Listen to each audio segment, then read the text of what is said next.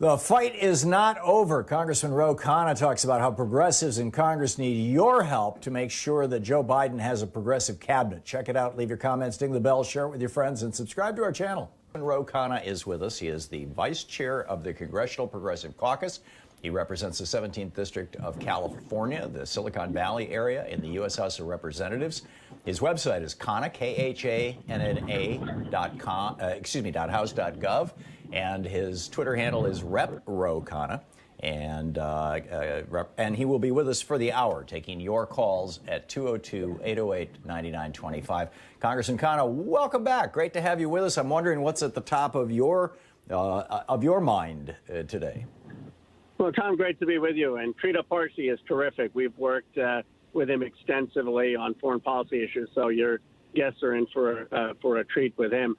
You know, I was just reading today the article about how the Republicans are threatening to block either Warren or Sanders from an administration. And I really think we have to speak out and make sure that we push to have high-profile progressives in the cabinet. It would be a disaster if we allow McConnell veto over any high-profile progressive as this cabinet takes place, because then it's forget getting a progressive agenda. You won't even get what Biden has committed to the task forces. So a lot of progressives are thinking about how do we make sure there is progressive representation in this administration. How do we do that? Well, I think we have to make two things clear. First, I think we have to make it clear that we have to take a fight to McConnell, that we can't compromise and accommodate before McConnell is forced to vote. And so I would say with Sanders, take it to a vote. With Warren, take it to a vote.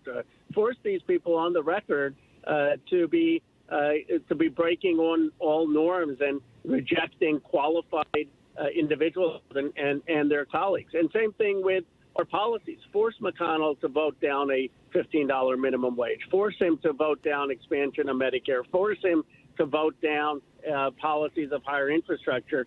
And then what would be a mistake is to try to negotiate behind closed doors with McConnell and just take up things for votes which McConnell agrees to. I think we have to be bold and really present McConnell as the obstacle with the bully pulpit of the White House and the House leadership. You know, almost every day of the last 8 or 9 months of the Obama administration, I was hoping, wishing, waiting for President Obama to come out and just absolutely daily scorch Mitch McConnell for not even holding a hearing. Senator's not even talking to Merrick Garland, his nominee for the Supreme Court. He didn't do that, though. I mean, you know, he just kind of let it happen.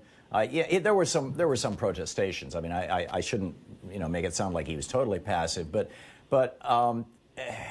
it didn't work. I mean, how do you force Mitch McConnell, unless Joe Biden is willing to go to the mat? I can get it. If he was willing every day to hold a daily press conference and trash Mitch McConnell, the pressure might build to the point where he would crack. I think it would have had Obama done that. But, you know, how do you force him to have a vote? Or am I missing something here?